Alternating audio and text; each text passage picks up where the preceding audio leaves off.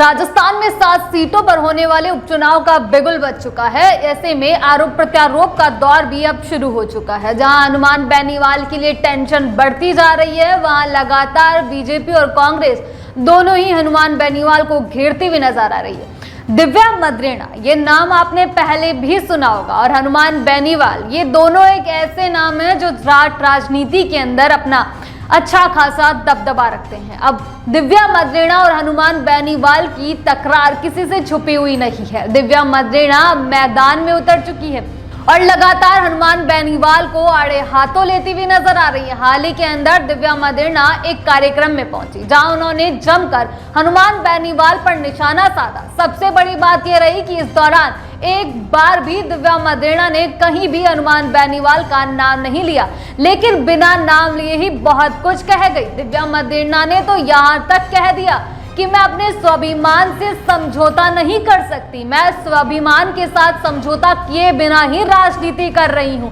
लेकिन कुछ लोग तो ऐसे हैं कि सुबह 4 बजे उठकर लोगों के पैर पकड़ रहे हैं। ये सीधा तंज उन्होंने हनुमान बेनीवाल पर कसा। दिव्या मद्रेना ने कहा कि हनुमान बेनीवाल के लिए चुनाव आसान नहीं होने वाला। क्यूसर की जनता ने हनुमान बेनीवाल को आईना दिखा दिया है पहले भी, और अब एक बार फिर से वो आईना दिखाएंगे। क्यूसर के लिए आखिरकार क्या हुआ है, क्या विकास किए गए हैं। यहाँ तक कि दिव्या मद्रेना ने कहा कि पिछली बार जो जीत हुई थी उसमें ज्यादा अंतराल नहीं रहा था, तो ऐसे में अभी भी मैदान में डटे रहना जरूरी है, क्योंकि अभी भी जनता कांग्रेस के साथ है। ऐसे में आरएलपी को पटकनी मिल सकती है। दिव्या मद्रेना ने कहा कि मेरे दादा ने इस राजनीति में बहुत कुछ किया है, जनता के लिए उन्होंने काम किए हैं, वो किसान नेता थे और किसानों के हित में काम किए, लेकिन उसके बावजूद भी मेरे लिए कहा जाता है कि दिव्या मद्रेना को हराना है। दिव्या मद्रेना मेरी वजह से जीती है। ऐसे में दिव्या मद्रेना ने आवाज ऊंची करते हुए कहा जनता के सामने कि मुझे बताइए कि दिव्या मद्रेना ने ऐसा क्या किया है कि उसे हराया जाए। क्या मैं इस समाज की बेटी नहीं हूं?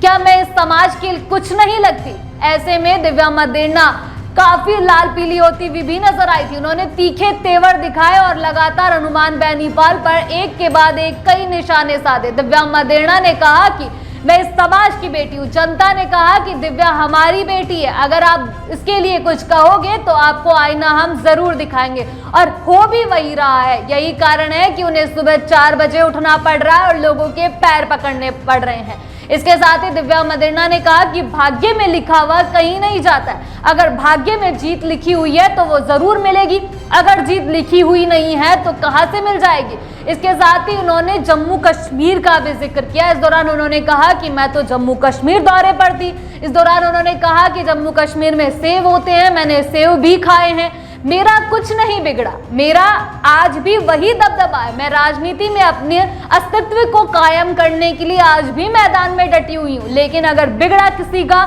तो उन लोगों का बिगड़ा है जिन्होंने मेरा बिगाड़ने की कोशिश करी है। अब ऐसे में दिव्या मद्रेना और हनुमान बेनीवाल की रात एक बार फिर से बढ़ने वाली है। हालांकि हनुमान बेनीवाल की ओर से इस पर अभी भी कोई भी प्रतिक्रिया सामने नहीं आई है, लेकिन जिस तरीके से दिव्या मद्रेना हनुमान बेनीवाल पर हमलावर होती हुई नजर आई थी, उससे साफ तौर पर नजर आ रहा है कि विधानसभा चुनाव की जो कसर थी, जो कसक उनमें बाकी रही थी, वो अब पूरी करने वाली है। क्योंकि विधानसभा चुनाव में जिस तरीके से उन्हें हार का मुंह देखना पड़ा था, इस दौरान जिस तरीके से हनुमान बेनीवाल लगातार दिव्या मद्रेना पर हमलावर होते हुए नजर आए थे, जिस तरीके से उन पर तंज कसते हुए नजर आए थे, लेकिन अब दिव्या मद्रेना हर एक चीज का हिसाब करने के लिए मैदान में लौट चुकी है। और यही कारण है कि लगातार दिव्या मद्रेना हनुमान बेनीवाल पर तंज कस रही है और लगातार उनका नाम लिए बिना ही हमलावर हो रही है।